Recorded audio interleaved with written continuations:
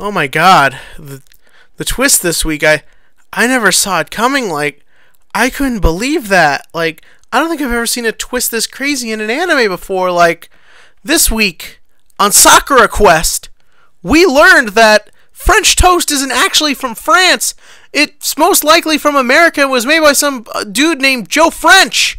Like, that's crazy. Like, it makes you wonder about all the other foods out there. Like, are egg rolls really Chinese? Is pizza really Italian? Is Taco Bell really Mexican food? Because if it isn't, I've wasted so much time going there thinking I was getting a taste of another country's culture. Now I realize I'm just tasting cheap processed filler byproduct. Oh god, what have I been doing with my life? So anyways, Yugioh Vrains. In my opinion, we got a really good meta commentary here. Not just about, I don't mean meta as like Zodiac or True Draco. I mean meta in the sense of Yu-Gi-Oh! Kind of pokes some fun at itself and kind of a lot of stuff in society. With Go's real big premiere episode. Okay, I know he was in a lot of last week and the first episode, but let's be real here. This episode was very Go-centric. And even though I understand a lot of people didn't like the way it was presented, I thought it really worked. For starters, what I'm talking about is, of course, the concept of how much it annoys him that he is not who everyone is looking up to, he is not the center of attention, how it really annoys him that Playmaker is getting all of that. But I want to point out his design first. And if you have any problem with this idea, look at this guy! He's covered in gold with the muscles and the crazy coat. This guy, every aspect of him, from his design to the way he is acted to his deck, is meant to tell you he wants to be the big guy in the room. He wants the attention. That is who Go is. And it really is a nice contrast to Yusaku, who doesn't want any attention at all, doesn't want anyone to know about him.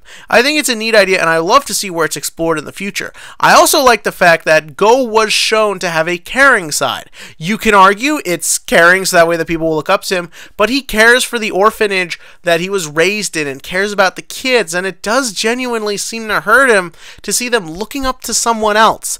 And I kind of really get that, especially for a culture that is very based around how people look up to cultural icons and figures. I think it's a really neat commentary. It's also a neat commentary on kind of the way our society looks at its heroes. Like, here's a good example. I live here in New York, and New York is a sports town. Like, the thing is that right now, everything is baseball. Like, the Yankees, they're gonna win it. Will it be the Mets year? That's what's on everyone's mind.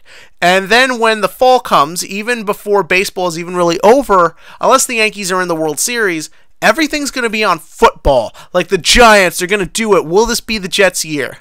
And then in the winter, unless the Giants are like doing really super hot, everything will be about basketball. Everything will be, will the Knicks win? Will the Nets win? All that stuff.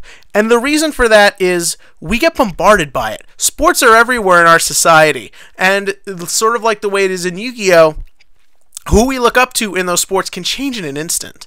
Or you want to use another example, movies. Like, this past March was crazy. Like, week 1, Logan, in my opinion, one of the greatest comic book films of all time. A week later, it was forgotten. On to Kong Skull Island, The Resurgence of King Kong, forgotten. Then, Beauty and the Beast, the classic animated musical, brought to life. And, okay, that one lasted 2 weeks, but I mean, that's the power of Disney. Rest in peace, Power Rangers. And then Boss Baby, frickin' Boss Baby, consumed everything. That is how it works in our society nowadays. Nowadays, we're bombarded with so much information and so many big things. Nothing really has lasting power, and nothing is safe. It used to be, when I was a kid, a big movie like the Spider-Man trilogy. Whenever one of those films came out, they consumed the whole summer. Like, that's all anyone talked about, and every movie was doomed to try and find a way to grasp back at it. Or even with the Matrix movies.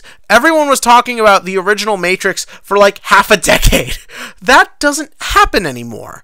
Nowadays, everything is so, there's so many new things being thrown at us thanks to like the internet and the way media is done nowadays. Nothing has lasting power. Nothing is safe. And I thought that was really well represented here. I brought it up last week. I love the media aspect in this show. I really hope it stays. I think it's a cute little addition to the Yu-Gi-Oh franchise and really has a poignant line in today's world. So I thought that was really neat. And I also like the fact that Go is much older than Yusaku. And not like in the same way Go Gonzaka isn't supposed to be that much older than Yuya, he just looks it. No, Go is very clearly a full-grown adult.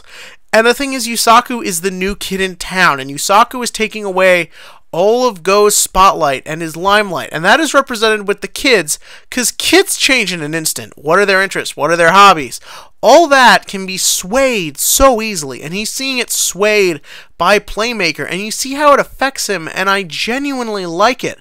I think it's a great little commentary. I think it's a great sense of characterization. It's a good way to make a simple character have more of a thing to him. Because think about it again, compared to Yusaku, who's like looking for his lost past and his best friend's lost brother, like, Go is very simple. And I like the fact that the show chooses to take advantage of that instead of shy away from it. They use every aspect of the character, and I really like that. As for the duel itself, fine. Nothing that crazy happened. Pretty standard stuff. My one gripe is, if I were Yusaku, I would have focused on killing Go's monsters instead of going in for big damage. Damage is nice, but wiping out a board is better. Other than that, the only gripe I really have, again, we don't understand the technology. My big thing is that I'm a little worried that we're kind of trying to pad things out. Like I said this in the episode 1 thing, it felt like they wanted everything to end on a certain point, and that kind of happened here.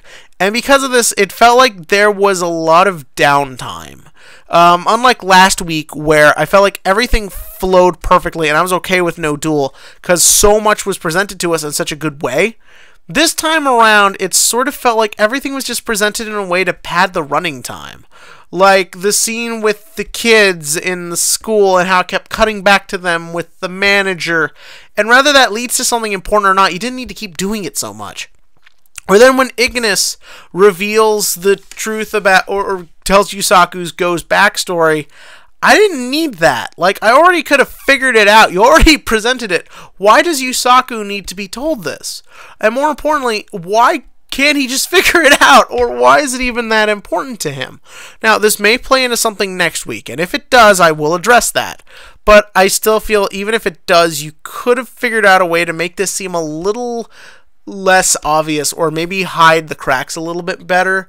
Again, I'm not saying that I think the series is doomed. I'm not trying to go against it or anything. I'm just saying this is something I kind of noticed, and it is a little concerning that it's happened now twice so early. Again, remember, one of my big issues with Arc 5 was Yuya's lack of a character, and that never got fixed, so who knows?